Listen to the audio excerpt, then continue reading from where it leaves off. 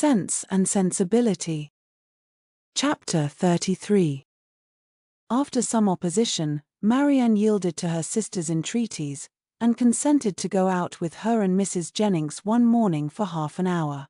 She expressly conditioned, however, for paying no visits, and would do no more than accompany them to Gray's in Sackville Street, where Eleanor was carrying on a negotiation for the exchange of a few old-fashioned jewels of her mother. When they stopped at the door, Mrs. Jennings recollected that there was a lady at the other end of the street on whom she ought to call, and as she had no business at Gray's, it was resolved that while her young friends transacted theirs, she should pay her visit and return for them. On ascending the stairs, the Miss Dashwoods found so many people before them in the room, that there was not a person at liberty to tend to their orders, and they were obliged to wait. All that could be done was to sit down at that end of the counter which seemed to promise the quickest succession. One gentleman only was standing there, and it is probable that Eleanor was not without hope of exciting his politeness to a quicker despatch. But the correctness of his eye, and the delicacy of his taste, proved to be beyond his politeness. He was giving orders for a toothpick case for himself, until its size, shape, and ornaments were determined, all of which, after examining and debating for a quarter of an hour over every toothpick case in the shop, were finally arranged by his own inventive fancy. He had no leisure to bestow any other attention on the two ladies than what was comprised in 3 or 4 very broad stares, a kind of notice which served to imprint on Eleanor the remembrance of a person and face, of strong, natural, sterling insignificance, though adorned in the first style of fashion.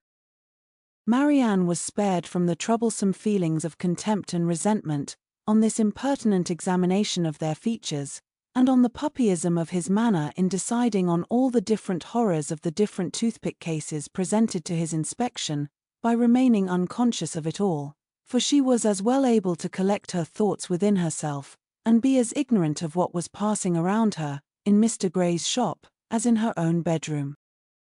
At last the affair was decided.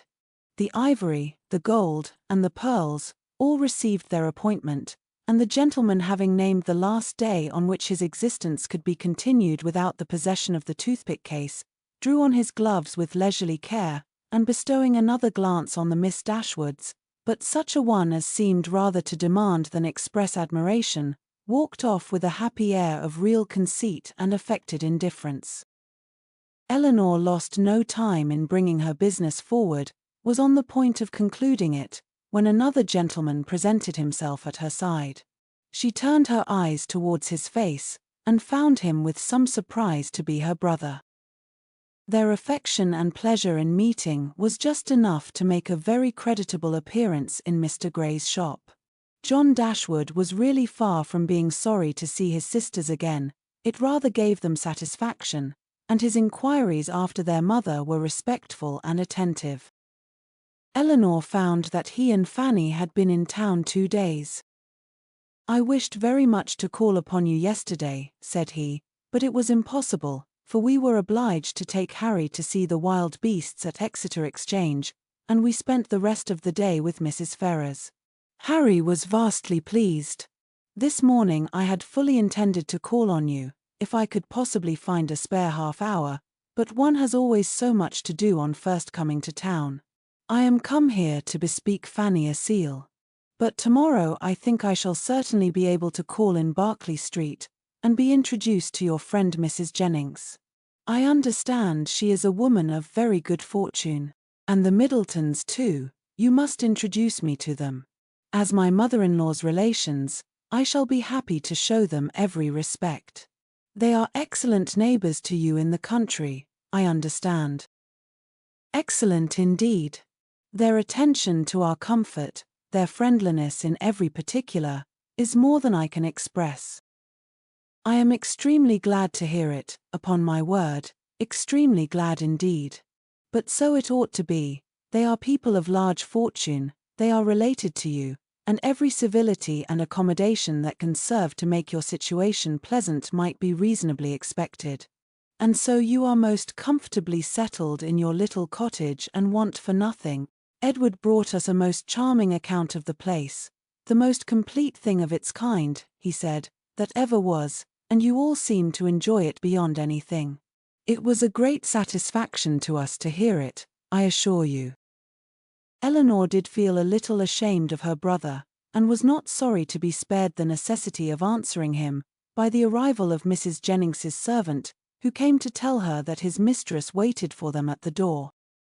Mr. Dashwood attended them downstairs, was introduced to Mrs. Jennings at the door of her carriage, and repeating his hope of being able to call on them the next day, took leave.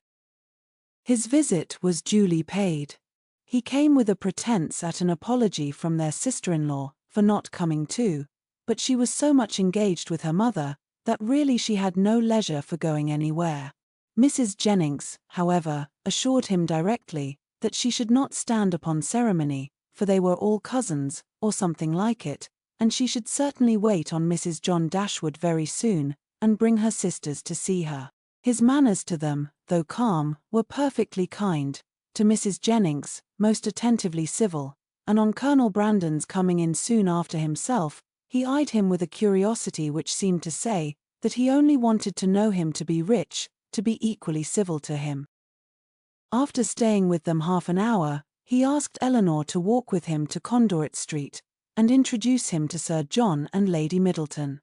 The weather was remarkably fine, and she readily consented. As soon as they were out of the house, his inquiries began. "Who is Colonel Brandon? Is he a man of fortune?" "Yes, he has very good property in Dorsetshire." "I am glad of it. He seems a most gentlemanlike man, and I think, Eleanor, I may congratulate you on the prospect of a very respectable establishment in life." "Me, brother? What do you mean?" "He likes you. I observed him narrowly, and am convinced of it." "What is the amount of his fortune?" "I believe about 2,000 a year." 2,000 a year, and then working himself up to a pitch of enthusiastic generosity, he added, "Eleanor, I wish with all my heart it were twice as much, for your sake."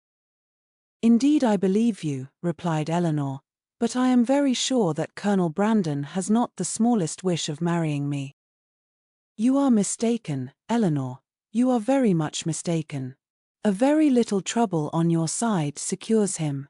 Perhaps just at present he may be undecided, the smallness of your fortune may make him hang back, his friends may all advise him against it. But some of those little attentions and encouragements which ladies can so easily give will fix him, in spite of himself. And there can be no reason why you should not try for him. It is not to be supposed that any prior attachment on your side, in short, as to an attachment of that kind, it is quite out of the question. The objections are insurmountable. You have too much sense not to see all that.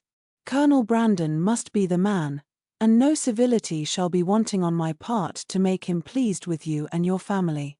It is a match that must give universal satisfaction. In short, it is a kind of thing that, lowering his voice to an important whisper, will be exceedingly welcome to all parties." Recollecting himself, however, he added, "That is, I mean to say, your friends are all truly anxious to see you well settled, Fanny particularly, for she has your interest very much at heart, I assure you. And her mother too, Mrs. Ferrars, a very good-natured woman. I am sure it would give her great pleasure. She said as much the other day." Eleanor would not vouchsafe any answer. "It would be something remarkable, now," he continued, "something droll, if Fanny should have a brother and I a sister settling at the same time. And yet it is not very unlikely." "Is Mr. Edward Ferrars," said Eleanor, with resolution, "going to be married?" "It is not actually settled, but there is such a thing in agitation. He has a most excellent mother. Mrs. Ferrars, with the utmost liberality, will come forward, and settle on him 1,000 a year, if the match takes place. The lady is the Honourable Miss Morton, only daughter of the late Lord Morton, with £30,000. A very desirable connection on both sides, and I have not a doubt of its taking place in time. 1,000 a year is a great deal for a mother to give away, to make over for ever, but Mrs. Ferrars has a noble spirit. To give you another instance of her liberality, the other day, as soon as we came to town, aware that money could not be very plenty with us just now, she put banknotes into Fanny's hands to the amount of £200.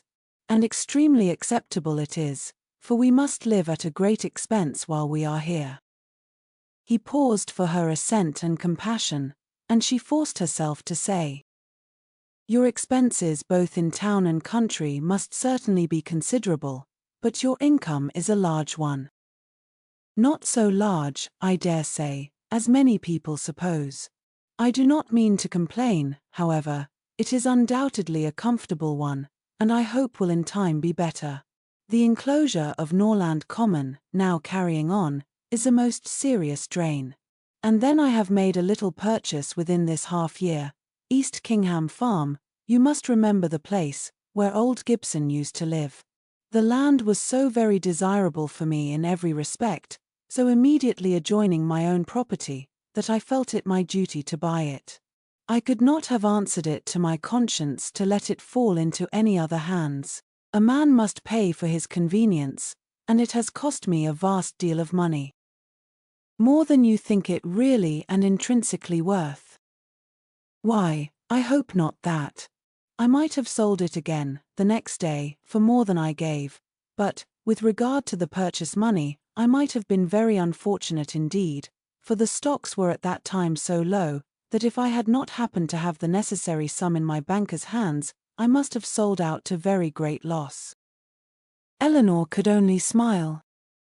"Other great and inevitable expenses too we have had on first coming to Norland. Our respected father, as you well know, bequeathed all the Stanhill effects that remained at Norland, and very valuable they were, to your mother. Far be it from me to repine at his doing so, he had an undoubted right to dispose of his own property as he chose, but, in consequence of it, we have been obliged to make large purchases of linen, china, and sea to supply the place of what was taken away. You may guess, after all these expenses, how very far we must be from being rich, and how acceptable Mrs. Ferrars's kindness is." "Certainly," said Eleanor, "and assisted by her liberality, I hope you may yet live to be in easy circumstances." "Another year or two may do much towards it," he gravely replied, "but however there is still a great deal to be done. There is not a stone laid of Fanny's greenhouse, and nothing but the plan of the flower garden marked out." "Where is the greenhouse to be?" "Upon the knoll behind the house. The old walnut trees are all come down to make room for it. It will be a very fine object from many parts of the park, and the flower garden will slope down just before it, and be exceedingly pretty. We have cleared away all the old thorns that grew in patches over the brow." Eleanor kept her concern and her censure to herself, and was very thankful that Marianne was not present, to share the provocation. Having now said enough to make his poverty clear, and to do away the necessity of buying a pair of earrings for each of his sisters, in his next visit at Gray's, his thoughts took a cheerfuller turn, and he began to congratulate Eleanor on having such a friend as Mrs. Jennings. "She seems a most valuable woman indeed. Her house, her style of living, all bespeak an exceeding good income, and it is an acquaintance that has not only been of great use to you hitherto, but in the end may prove materially advantageous. Her inviting you to town is certainly a vast thing in your favor, and indeed, it speaks altogether so great a regard for you, that in all probability when she dies you will not be forgotten. She must have a great deal to leave." "Nothing at all, I should rather suppose, for she has only her jointure, which will descend to her children. But it is not to be imagined that she lives up to her income. Few people of common prudence will do that, and whatever she saves, she will be able to dispose of." "And do you not think it more likely that she should leave it to her daughters, than to us?" "Her daughters are both exceedingly well married, and therefore I cannot perceive the necessity of her remembering them farther. Whereas, in my opinion, by her taking so much notice of you, and treating you in this kind of way, she has given you a sort of claim on her future consideration, which a conscientious woman would not disregard. Nothing can be kinder than her behavior, and she can hardly do all this without being aware of the expectation it raises. But she raises none in those most concerned. Indeed, brother, your anxiety for our welfare and prosperity carries you too far. Why, to be sure, said he, seeming to recollect himself, people have very little in their power. But, my dear Eleanor, what is the matter with Marianne? She looks very unwell, has lost her color, and is grown quite thin. Is she ill? She is not well, she has had a nervous complaint on her for several weeks. I am sorry for that. At her time of life, anything of an illness destroys the bloom forever. Hers has been a very short one. She was as handsome a girl last September as I ever saw, and as likely to attract the man. There was something in her style of beauty to please them particularly. I remember Fanny used to say that she would marry sooner and better than you did, not but what she is exceedingly fond of you, but so it happened to strike her. She will be mistaken, however. I question whether Marianne now will marry a man worth more than 500 or 600 a year, at the utmost, and I am very much deceived if you do not do better. Dorsetshire. I know very little of Dorsetshire, but, my dear Eleanor, I shall be exceedingly glad to know more of it, and I think I can answer for your having Fanny and myself among the earliest and best pleased of your visitors. Eleanor tried very seriously to convince him that there was no likelihood of her marrying Colonel Brandon, but it was an expectation of too much pleasure to himself to be relinquished, and he was really resolved on seeking an intimacy with that gentleman, and promoting the marriage by every possible attention. He had just compunction enough for having done nothing for his sisters himself, to be exceedingly anxious that everybody else should do a great deal, and an offer from Colonel Brandon, or a legacy from Mrs. Jennings, was the easiest means of atoning for his own neglect. They were lucky enough to find Lady Middleton at home, and Sir John came in before their visit ended. Abundance of civilities passed on all sides.